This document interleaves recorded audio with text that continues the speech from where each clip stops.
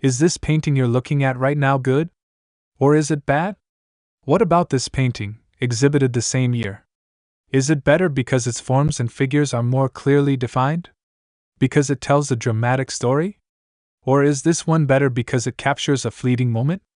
Recorded just as the artist witnessed it, its brushwork more lively, colorful, and expressive. When Impressionist paintings are presented in museums today and sold for millions at auction, no one questions their legitimacy as works of art worthy of our attention and esteem. But when they were first exhibited in Paris in 1874, they were regarded as unfinished, slapdash, lowbrow, and renegade. With the way art history has since evolved, or in the view of some, devolved, how do we understand these pictures, whose original power lay in their ability to shock, especially when to contemporary eyes, they look old and totally unradical? What remains of their power? Why should we look at them? And what do we see? This is the case for Impressionism. This new style didn't arrive out of the clear blue sky, but the paintings were often created under one.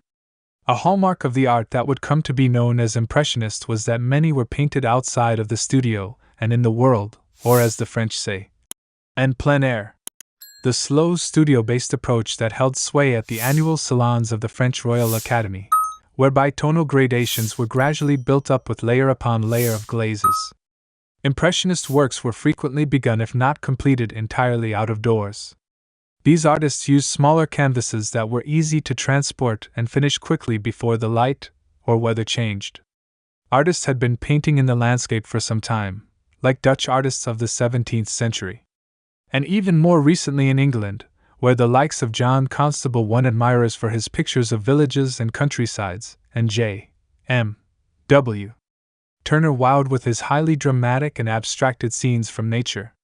In France, where Impressionism was brewing, painting in the landscape was an established practice, artists escaping Paris and political instability to observe nature and render it in a relatively lifelike manner. These artists also experimented with style and technique. Trying out looser brushwork and brighter colors. But landscapes were considered to be genre painting, and less important in the eyes of the Academy, that more than nature valued the study of ancient Greek and Roman art. Figures were to be strongly defined and set amid ordered and harmonious compositions. This was the kind of subject matter favored by the Academy, pulling from history, mythology, and religion. They didn't want to see regular people doing regular stuff.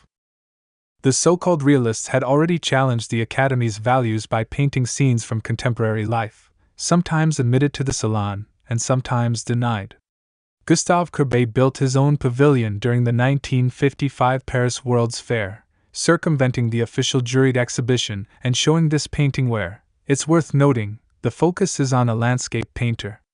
In 1863, the state organized a special exhibition to feature the works rejected by the Salon, including challengers to the status quo who wanted to paint their own way and show the here and now, like Edouard Monet, who would not go on to show with the Impressionists but was close friends with them, endorsed their work, and shared numerous interests and techniques. The artists who participated in the first Impressionist exhibition in 1874 had shown their art within the Salon, and also grown tired of having their work rejected from it. So they put together their own show in the former studio of the photographer Nadar, calling themselves the Anonymous Society of Painters, Sculptors, Printmakers, etc. There was no state involvement, no jury, no hierarchy of subject matter. They were each exploring their own concerns, not working toward any shared mission or manifesto. If there had been a manifesto, it could have only read something like, "Not the Salon," or, "I want to do my own thing, thanks."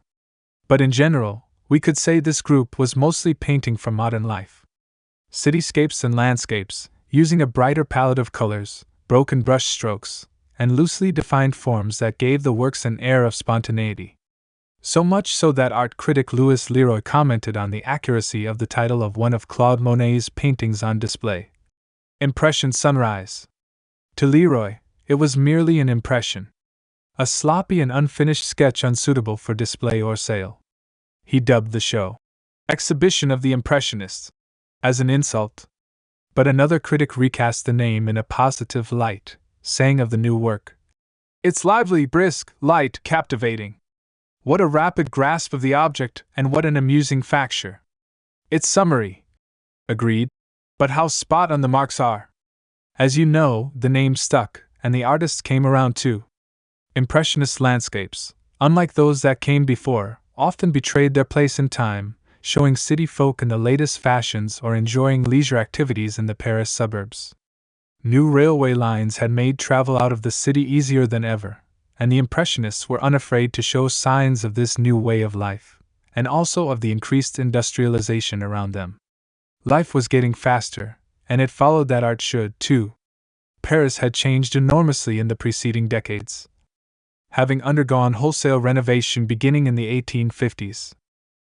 A crowded medieval city had been replaced with one that was much more open, cleaner, and safer, with wide boulevards, public gardens, and lots of light. And the Impressionists did love their light, trying again and again to arrest its ephemeral effects. They liked to show it broken by clouds, dappled and filtering through trees. Oh, and especially as it reflects on water.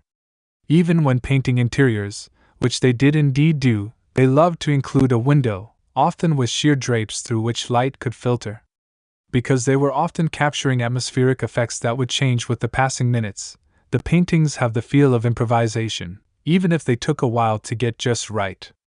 Monet often worked on several canvases at once, shuffling to different works as the light changed, or returning to the same spot daily to patiently await the return of the desired conditions. New and brighter pigments had recently become available, which the Impressionists put to good use, juxtaposing vivid colors in ways that were startling to audiences at the time. Even shadows, it turned out, didn't have to be just black or brown or gray. Studies on color that had been published in 1839 by chemist Michel Eugène Chevreul had a hand in this experimentation, providing a guide for how complementary colors could be shown side by side to appear more vibrant and intense. An early review asserted these artists were painting things not just as they are, but just as they appear to be. And this was the revelation of Impressionism. To paint trees, one need not understand their structure, that they're composed of wooden trunks with branches and leaves extending out. You'd only lay down rough smudges of greenish-brown to approximate the visual sensation the forms give off from a particular distance, as the light hits them in a certain way. You don't even need to know that they are trees. The artist could be an alien recently arrived on planet Earth, who knows nothing of the objects before them but makes a record of the visual stimuli they perceive nonetheless. Assuming this alien has some sort of eyes, of course. But not all impression is painted like that. Edgar Degas was a master draftsperson, using strong lines to delineate forms, often human ones, with clear expertise. His innovation came in his unexpected compositions, showing subjects off-center, from oblique angles, or closely cropped. The popularity of Japanese art at the time can be seen in many Impressionist works through their flattening of forms and use of open space. The arrival of photography had also revealed new ways of framing images, suggesting the possibility of unbalanced, snapshot-like compositions, long before cameras would reach snapshot size and speed. Theorized that now that photography could capture reality so well, painting was then freed from the shackles of realism and could do what paint does best, which is being colorful and tactile and, painty. This new kind of art also involved more women and represented them in new ways. Berthe Morisot participated in all but one of the Impressionist exhibitions and gave us remarkable views into the domestic sphere and lives of well-to-do women. Mary Cassatt joined the ranks as well and became known for depicting women and children as well as her own family. Women of a variety of classes were subjects for the Impressionists, and not just nude and lying on a bed anymore, but shown doing the things they actually do, in the home as well as out in the world, enjoying Paris's nightlife and also being it. The population boom following the Franco-Prussian War had brought about a new mixing of genders and social classes, which we see unfolding in Impressionist depictions of street life, café culture, and various forms of entertainment. The membership of this motley crew of artists fluctuated with each exhibition, including names you've definitely heard of as well as ones you probably haven't.